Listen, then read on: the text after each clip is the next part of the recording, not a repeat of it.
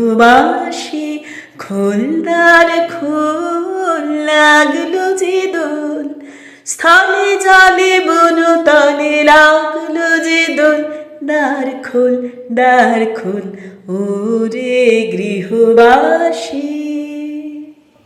নবীন এই গীতিনাট্যটি রবীন্দ্রনাথ রচনা করেছিলেন 1337 বঙ্গাব্দের ফাল্গুন মাসে। সেই বছরই চৈত্র মাসে কলকাতার নিউ এম্পায়ার থিয়েটারে ঠিক করা হয় যেটা মঞ্চস্থ করা হবে।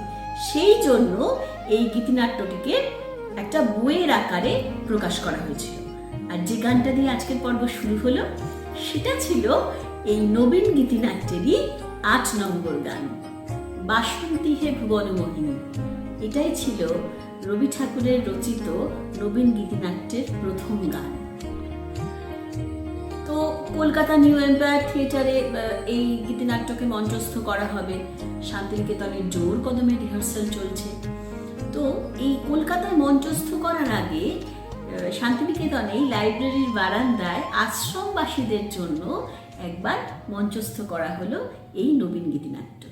ছড়ায়ে ছড়ায়ে ঝিকিমিকি আলো, দিকে দিকে ওরা কি খেলা খেলালো, মন বড় টানে প্রাণে ওরানে, কই শুরু কোলাহল ওরা।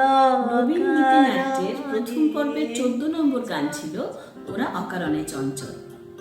রমা চক্রবর্তী, যিনি নিজে রবি ঠাকুরের কাছে সঙ্গীত শিক্ষার সুযোগ পেয়েছিলেন, তিনি এক জায়গায় বলছেন যে এই গানটিতে রবি ঠাকুরের ভীষণ প্রিয় নাতনি পুপে একদিন অসাধারণ নেচেছিল, ভারী প্রাণোচ্ছল ছিল তার এই ভঙ্গিমা। তিনি বলছেন আমরা সবাই জানতাম যে গুরুদেব তার কথা অর্থাৎ পুপের কথা মনে করেই সেই গান রচনা করেছিলেন। বেদনা কি ভাষায় রে মর্মে,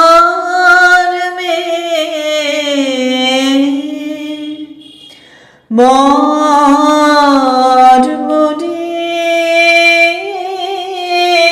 গুঞ্জরে